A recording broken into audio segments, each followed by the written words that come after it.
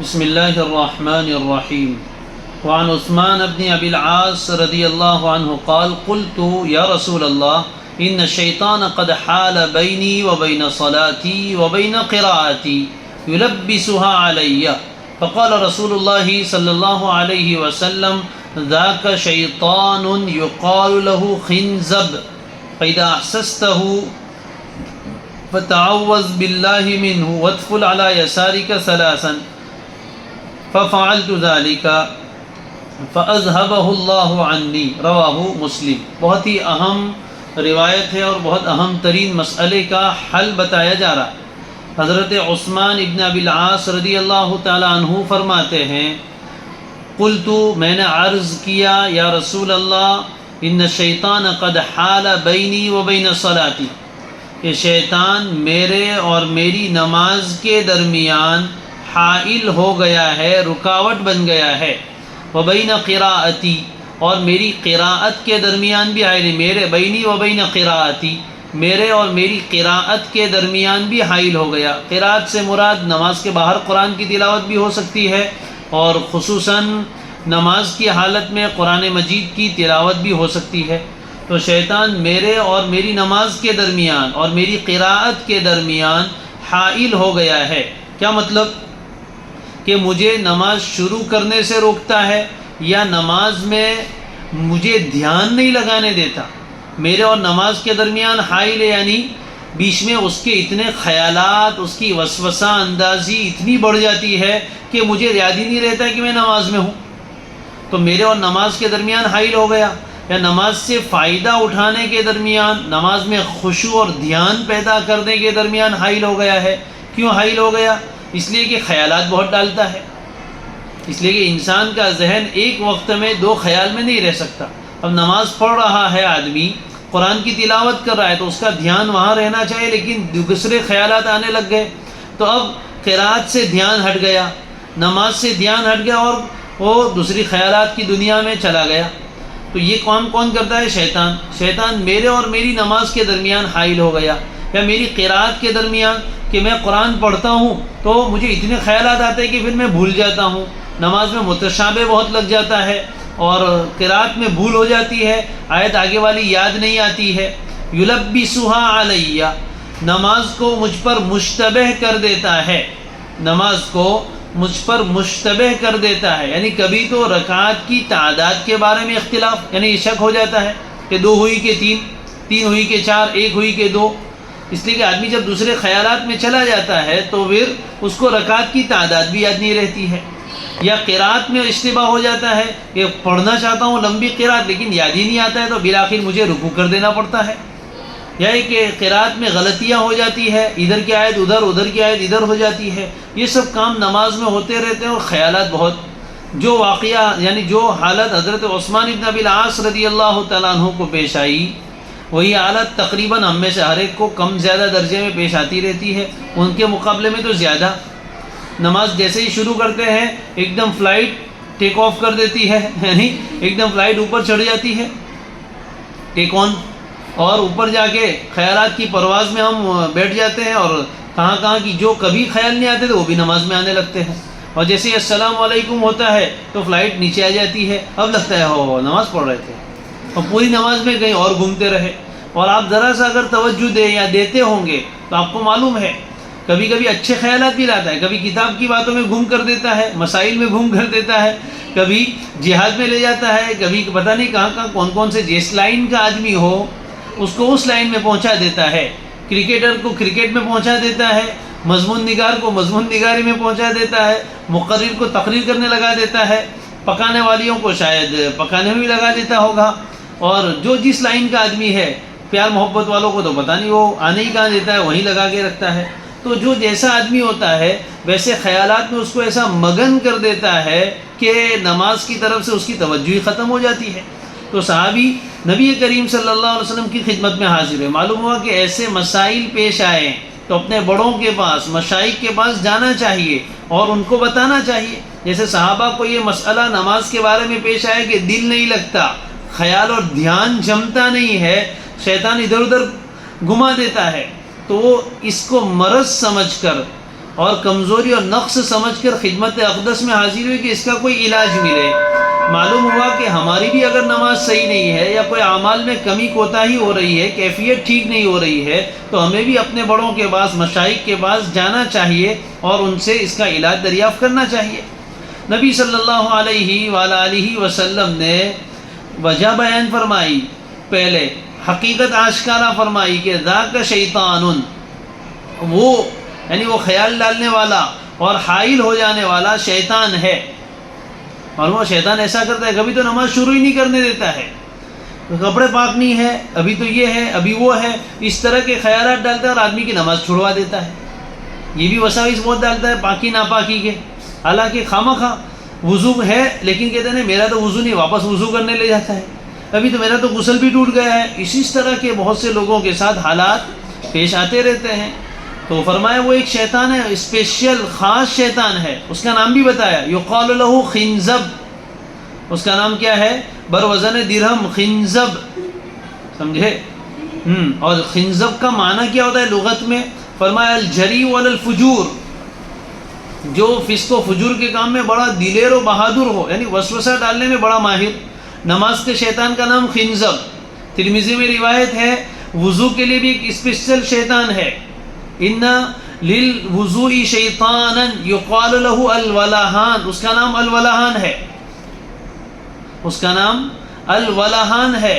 اور نماز والے شیطان کا نام خنزب، دونوں الگ الگ ہے۔ اس کو شیطان نے وضو اور طہارت کے بارے میں وسوسہ ڈالنے کے لیے مشن دیا ہے، اس کا نام ولہان، بڑا دل دادا ہے، اس کو بہت شوق ہے وسوسے ڈالنے کا۔ اور نماز کے شیطان جس کو نماز خراب کرنے کا مشن دیا وہ خنزب ہے۔ تو حضور نے نام بھی بتایا کہ یہ اس کی وجہ سے ہوتا ہے۔ اب کیا کرنا ہے؟ علاج بتائیے۔ فَإِذَا أَحْسَسْتَهُ، جب تو اس کو محسوس کرے، یعنی جب تجھے یہ بات لگے کہ شیطان وسوسہ ڈالنے لگا ہے نماز میں، تو کیا کر؟ اس کے ساتھ الجھ مت، فَتَعَوَّذْ بِاللَّهِ مِنْ، وہ تو کتا ہے، بھونکتا رہے گا، اس کے ساتھ الجھنے جائے گا تو کاٹ کھائے گا، اس لیے اس کے مالک کو کہہ دے۔ شیطان کے اوپر بھی کس کا کنٹرول ہے؟ اللہ کا۔ تعوذ باللہ منہ، تو اس سے بچنے کے لیے تو اللہ کی پناہ میں آ جا۔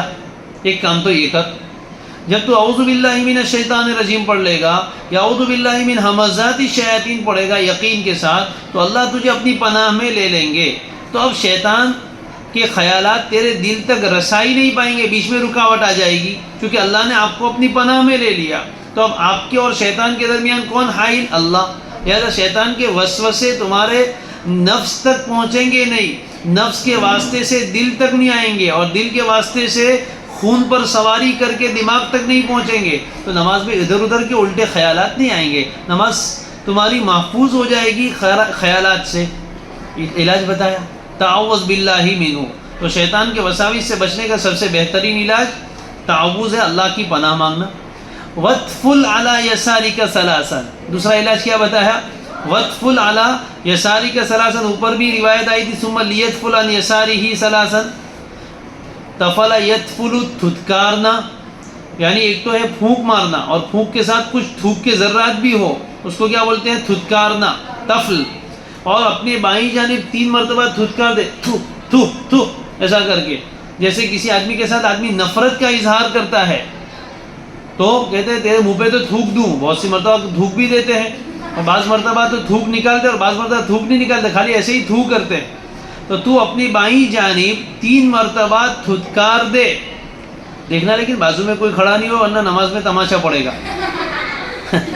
اکیلا آدمی نماز پڑھ رہا ہے تو نماز میں اتنا عمل کرنے سے نماز خراب نہیں ہوگی، لیکن اگر بازو میں کوئی نماز پڑھ رہا ہے، جماعت کی نماز ہے اور بازو میں کوئی شخص نماز میں کھڑا ہے اور اس کے سامنے تم دھتکار رہے ہو، تو ظاہر ہے کہ اس کے لیے تو ایسا نہیں۔ اکیلے نماز پڑھنے کے موقع پر حضور نے عمل بتایا تاکہ شیطان کو ذلیل کرے کہ جا میں تیری بات نہیں مانتا ہوں، تجھ سے ساتھ آدمی کس کے منہ پر تھوکتا ہے؟ دشمن کے منہ پر، تو اس سے اپنی دشمنی کا اظہار کر۔ راوی کہتے ہیں حضرت عثمان ابن ابی العاص ففعلت ذلك، میں نے ایسا ہی کیا، یعنی آئندہ اس کے بعد شیطان نے مجھے پریشان کیا تو میں نے اسی طرح کا عمل کیا جو حضور نے بتایا تھا۔ فاذهبه الله عني، تو اللہ نے مجھ سے اس کو دور کر دیا، یعنی اس کے وساوس ختم فرما دیے۔ بہترین علاج جو حضور نے بیان فرمایا، تعوذ پڑھو۔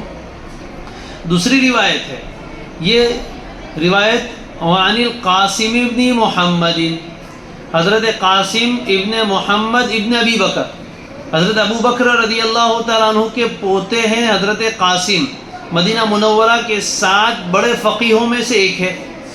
وہ فرماتے ان رجلا، ان سے روایت ہے، وہ فرماتے نہیں، ان سے روایت ہے، ان رجلا سألہ، ایک شخص نے حضرت قاسم ابن محمد ابن ابی بکر سے دریافت کیا، سوال پوچھا، جو کہ بڑے شیخ تھے اور بڑے فقیہ تھے، لوگ آئے ان سے سوال کرنے کے لیے، انی اہیمو فی صلاتی، اہیمو کو یاد رکھیو ورنہ ٹینشن آ جائے گا، وہما یہیمو وہمن، وہم ہو جانا، خیالات آ جانا، میں اپنی نماز کے بارے میں وہم میں پڑ جاتا ہوں، میں اپنی نماز کے بارے میں وہم میں پڑ جاتا ہوں، خیالات لگ جاتے ہیں، مجھے بہت وہم ہوتا ہے، جو چیز نہیں ہوئی وہ ہو جاتی ہے، ایسا لگتا ہے، وضو نہیں ٹوٹا تو ایسا لگتا ہے وضو ٹوٹ گیا، رکوع نہیں کیا تو وہم ہوتا ہے کہ کر لیا، سجدے 2 کیے تو وہم ہوتا ہے کہ 1 کیا تو وہم ہوتا ہے کہ 2 کیے، یہ سب حالات نماز میں پیش آتے ہیں مجھے، انی اہیمو فی صلاتی، مجھے اپنی نماز میں بڑے خیالات آتے ہیں، وہم ہو جاتا ہے، فیکثر ذالک علیہ، پھر وہ میرے اوپر بہت زیادہ ہو جاتا ہے، تھوڑا بہت تو سب کو ہوتا رہتا ہے، لیکن نماز کی حالت میں میرے اوپر وہم کی کثرت ہو جاتی ہے، فیکثر ذالک علیہ، تو وہم اور وہ خیالات مجھ پر بہت زیادہ ہو جاتے ہیں، خیالات کا ہجوم ہو جاتا ہے دماغ پر، اور جب بہت زیادہ خیالات آنے لگے تو آدمی کو کچھ سمجھ میں نہیں آتا ہے، کہتے ہیں ذہنی سکون نہیں ہے، خیالات کی بہتات ہو جاتی ہے، ہجوم ہو جاتا ہے، تو اتنے زیادہ خیالات آدمی کے دماغ پر آ جاوے تو آدمی پریشان ہو جاتا ہے، اور ایک ہی خیال چل رہا ہو تو آدمی پرسکون ہوتا ہے۔ فقال له، تب میں کیا کروں آپ بتائیے؟ تو حضرت قاسم ابن محمد رحمہ اللہ نے علاج بتایا کہ امضی فی صلاتک، اس کے وہم کی طرف دھیان مت دے، سب سے آسان علاج، امضی فی صلاتک، تو اپنے نماز میں آگے بڑھتا رہے، وہ جو خیال اور وہم پیدا کر رہا ہے اس کی طرف دھیان ہی مت دے، لا تلتفت، اس کی طرف التفات ہی مت کر، توجہ ہی مت دے، بلکہ تو اپنی نماز جیسے پڑھتا ہے ویسے آگے پڑھ کر پوری کر لے۔ یہ اس ہر آدمی کے لیے نہیں ہے، آپ نے مسائل فقہ میں پڑھے ہیں، اگر نماز میں کسی کو شک ہو جاوے تو اگر پہلی مرتبہ کا شک ہے تو اثر نو پڑھے، اگر بار بار شک ہوتا ہے تو پھر عقل پر بنا کرے، جو کم درجے یعنی 2 اور 3 رکعت میں شک ہوا ہے تو جو کم ہے یعنی 2 رکعت سمجھ کے آگے پڑھے، تو یہ مسائل وہاں کے ہیں، لیکن کبھی کبھی یہ بیماری ہو جاتی ہے اور شیطان پیچھے پڑ جاتا ہے، تو فرمایا امضی فی صلاتک، جب معاملہ اتنا آگے بڑھ جائے کہ شیطان دشمنی پر اتر آئے اور مقصد اس کا کیا ہو، پریشان کرنا، ایک مرتبہ نماز توڑ کے نہیں پڑھے گا تو دوسری مرتبہ میں شک، دوسری مرتبہ میں پڑھے گا تو تیسری میں شک، تیسری میں شک ڈال کے چوتھی میں، تو بیچارہ نماز پڑھتے پڑھتے تھک جائے گا لیکن اس کی نماز ہی صحیح نہیں ہوگی۔ تو کبھی شیطان ایسا بھی کرتا ہے، تو اس لیے ان کو فرمایا ان کا حال بہت زیادہ بڑھ گیا ہوگا اور وہ ذہنی مرض تک پہنچ گئے تھے، اس لیے فرمایا امضی فی صلاتک، اس کی طرف توجہ ہی مت دے، تو جو نماز پڑھتا ہے اس کو آگے کر کے پوری کر لے، فإنہ لن يذهب ذلك عنك حتى تنصرف وانت تقول ما اتممت صلاتي، اب جب تم ایسی نماز پوری کر لو گے تو شیطان کیا کہے گا، تمہاری نماز تو پوری ہوئی نہیں، ادھوری نماز پڑھی، تم نے تو 3 ہی پڑھی یا 2 ہی پڑھی، 4 پڑھ لی، 5 پڑھ لی، تمہاری نماز پوری نہیں ہوئی، یہ وسوسہ ڈالے گا بعد میں، نماز کے درمیان میں خیال ڈالے گا، اب اس کی طرف دھیان نہیں دے کہ آپ نے نماز پوری کر لی، تو آخر میں کیا بولے گا، وہ تمہاری نماز نہیں ہوئی، سمجھے؟ تو کہا کہ لن یذهب ذلك عنك، شیطان ہرگز آپ سے دور نہیں ہوگا یہاں تک کہ تم نماز پوری کرو، تنصرف، تم نماز سے مڑ جاؤ، یعنی نماز ختم کر لو، اس حال میں کہ تم اس کو یوں کہو ما اتممت صلاتی، ہاں جا میں نے نماز پوری نہیں کی، یہ دادا گیری کرنے کی شیطان کے ساتھ، یعنی وہ ایسا وسوسہ ڈالے نا کہ تیری نماز نہیں، ہاں کوئی بات نہیں ہوئی تو، لیکن میں واپس پڑھنے کا نہیں، میرا اللہ غفور و رحیم ہے، قبول کرے گا، یہ سب کے لیے نہیں، مخصوص حالات میں یہ حکم ہے، سمجھے؟ تو کبھی کبھی یہ شیطان کے ساتھ اس قدر زیادہ بات بحث ہو جاتی ہے تو اس موقع پر اس کا علاج یہی ہے کہ اس کے وسوسے کو نہ مانا جائے، وہ یوں کہے کہ نماز نہیں ہوئی تو کوئی بات نہیں ہوئی تو نو ٹینشن، تیرے کو کیا ہے، میری نہیں ہوئی نا، تیرے کو اللہ پوچھے گا کہ میں اللہ سے نمٹ لوں گا، تو ادھر نکل یہاں سے، میں تیری بات ماننے والا نہیں ہوں، یہ کہیں گے تب جا کر شیطان کہے گا کہ اب یہ میری بات ماننے والا یا ماننے والی نہیں ہے، تو پھر تھک ہار کے وہ بھی جائے گا کہ بھائی اس کے ساتھ اپنی بحث نہیں ہو سکتی ہے، یہ بھی بہت ضدی ہے۔ تو ضدی ہے تو ہم بھی ضدی ہے. بات سمجھ میں آ گئی؟ تو کبھی کبھی اس طرح کا معاملہ ہونے لگتا ہے. طہارت کے بارے میں شک کہ 3 مرتبہ دھویا لیکن ابھی یہ سوکھا رہ گیا. وضو کے بعد آتا ہے کہ تیرا وضو برابر ہوا ہوگا کہ نہیں سوکھا رہ گیا تو نماز نہیں ہوگی. نہیں ہوگی تو کچھ نہیں, میں اب نیا وضو نہیں کروں گی, اس سے پڑھوں گی. لیکن یہ سب کے لیے حکمہ نہیں ہے. جس کو بہت زیادہ پریشانی ہوتی ہو ایسا. میں ایک واقعہ سناتا ہوں, اس سے آپ کو اس روایت کی بات زیادہ وضاحت ہو جائے گی.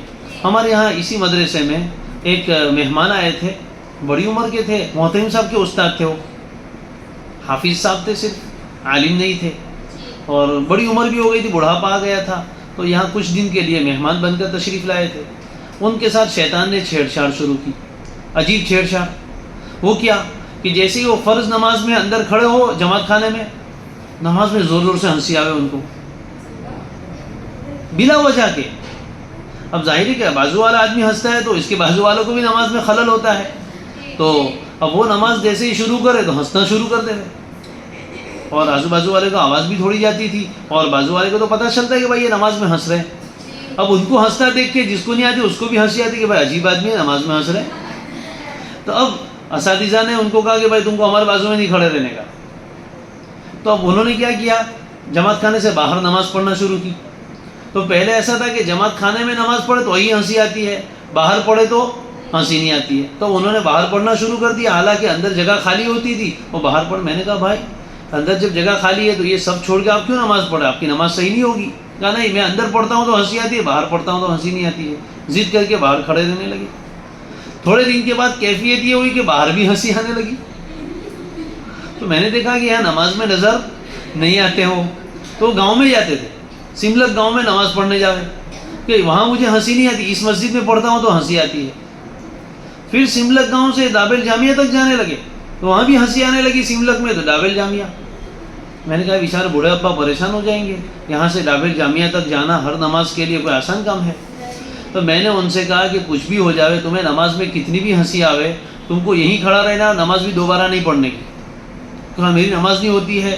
وہ مسئلہ تو یہی ہے کہ بھائی نماز میں آدمی کھل کھلا کر ہنسے تو اس کے وضو بھی ٹوٹ جاتا ہے, نماز کیا وضو بھی ٹوٹ جاتا ہے. لیکن یہ معذور ہے, ذہنی بیمار تھے اور شیطان ان کے پیچھے پڑا تھا. میں نے کہا کچھ بھی ہو جائے تم کو دوبارہ نماز نہیں پڑھنے کی, اور اندر ہی پڑھنے کی, باہر بھی نہیں. 2-3 دن پڑھی, معاملہ ختم ہو گیا. میں نے کہا ہے نماز کے بعد تم کو کوئی بھی کہے کہ تمہاری نماز نہیں ہوئی, لیکن تم کو نہیں, میں فتویٰ دیتا ہوں کہ تمہاری نماز ہو جائے گی. 2 دن ایسا پڑھا, تیسرے دن سے تو کیفیت ختم ہو گئی, سیدھے سیدھے نماز پڑھتے ہو گئے. اگر وہ اسی شیطان کے چکراوے میں چلتے رہتے تو بالآخر شیطان ان سے نماز ہی چھوڑوا دیتا. اس لیے کہ ہر نماز کے لیے وہاں تک تو کون جائے گا. پھر جامعہ میں بھی ہنسی آتی تو مرولی تک جاتے, اب آدمی کہاں تک جائے گا. تو یہ تو اس کے ساتھ مقابلہ کرنا پڑے گا. بھائی مجھے خیال آتا ہے تو آنے دے, اس کی طرف توجہ مت دے. تو شیطان کو بولیں گے ما اتممت صلاتی, ہاں کہیں نہیں میری نماز نہیں ہوئی, کیا ہے تیرے کو, تیری نماز قبول کرنے کی, اللہ کو قبول کرنے کی ہے, چل نکل یہاں سے, اور بائیں طرف تھٹکار دینے کا. تو کیا ہو جائے گا کہ پھر دھیرے دھیرے اس کے ساتھ معاملہ نمٹ جائے گا. اگر اس کے بہکاؤ میں آ کے تم عمل کرتے رہے, بار بار نہاتے رہے, بار بار غسل کرتے رہے, بار بار نماز پڑھتے رہے, تو پڑھائے کرے گا. پھر اتنی معاملہ آگے بڑھ جائے گا کہ پھر آدمی تھک کے نماز پڑھنا ہی چھوڑ دے گا. شیطان کا مقصد تو حاصل ہو جائے گا. اس لیے پہلے اگر اتنے زیادہ وسوسے آتے ہیں اور ایسا معاملہ ہو گیا ہے تو پھر کہیں گے کچھ نہیں ہوئی تو کوئی بات نہیں, تیرا کیا مسئلہ ہے, میں اللہ سے معافی مانگ لوں کہ میری بات اللہ سے ہو گئی ہے, ٹینشن مت لے, میری نماز کی تجھے کب سے اتنی فکر لگ گئی بھائی. شیطان کو بولیں گے نہیں ہوئی تو اچھا ہے نا, تو تیرے کو تو خوش ہونا چاہیے کہ نماز میری نہیں ہوئی, تو کہے کو اتنی فکر, تو کب سے میرا اتنا خیر خواہ بن گیا کہ میری نماز صحیح کروانے آیا. چل نکل, میں پہچانتی ہوں تیرے کو بہت اچھی طرح کہ تو کیا چاہتا ہے. یہاں پڑھیے مشکات شریف, کائے کو ٹینشن لیتے ہیں.